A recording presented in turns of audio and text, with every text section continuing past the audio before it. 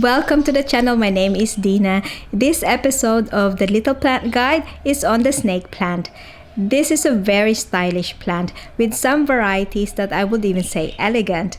You either love it or hate it, but with the low light and low water needs, what's not to love? The snake plant belongs to the Asparagaceae family.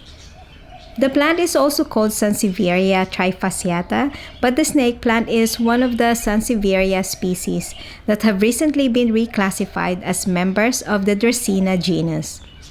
It is commonly called the snake plant, mother-in-law's tongue, St. George's sword, and viper's bowstring hemp, among other names. The plant is native to tropical Africa. The snake plant have upright, fleshy, stiff, sword-shaped leaves and pointed tip. Some dwarf varieties form small rosettes of leaves, and the most common foliage showcases shades of green with silver-gray horizontal streaks. Some variegated varieties have cream and gold edges. The snake plant is a stemless, evergreen plant that grows in clumps as a rosette from a thick rhizome. It can grow up to 2 to 4 feet tall and a spread of about 1 to 2 feet. The plant rarely blooms indoors. If it does, it will have greenish-white flowers, and these small flowers give out a sweet floral fragrance that can fill a room. Yes, the plant is toxic, so keep it out of reach of pets and kids. There are different ways you can propagate the snake plant. It can be propagated by cutting a leaf and placing it in water, covering about a quarter of the leaf cutting, or you can cut a leaf close to the base and plant it in soil. The disadvantage with these two methods is that you may lose the variegation. Another method is by dividing the baby plants or rhizomes, and this is better because with this method, you will retain the variegation.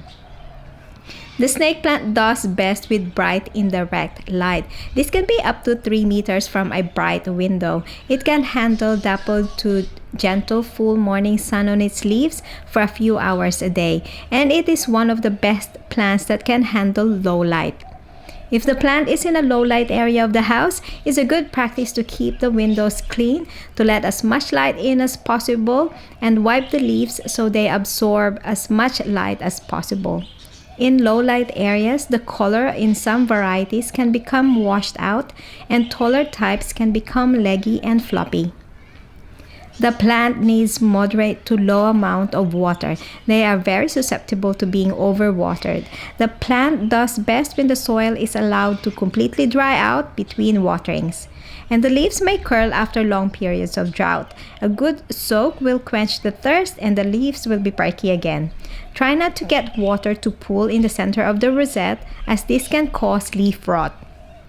Use fertilizer labeled for indoor or house plants, and feed during the warm growing season.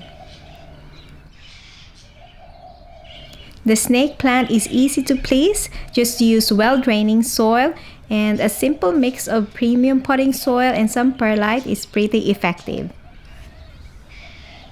The plant will thrive in cool to warm temperature. This is a hardy plant. Some varieties can even survive the cold down to 8 to 9 degrees Celsius outdoors here in Adelaide. The snake plant will be fine with regular indoor humidity. For pests and diseases, watch out for aphids, mealybugs, and spider mites. Check the cash pots, crevices, and base of the plant for these pesky pests.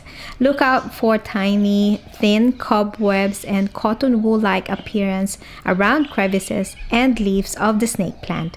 Keep an eye out for root rot as well. This plant will not tolerate overwatering.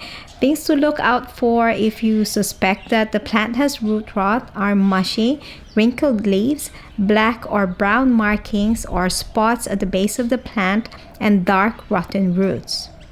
That is all for today. Thanks for watching. I hope this guide is helpful. Let me know what you think of this new video in the comments section, and I wish you much success with your plant care. See you in the next video.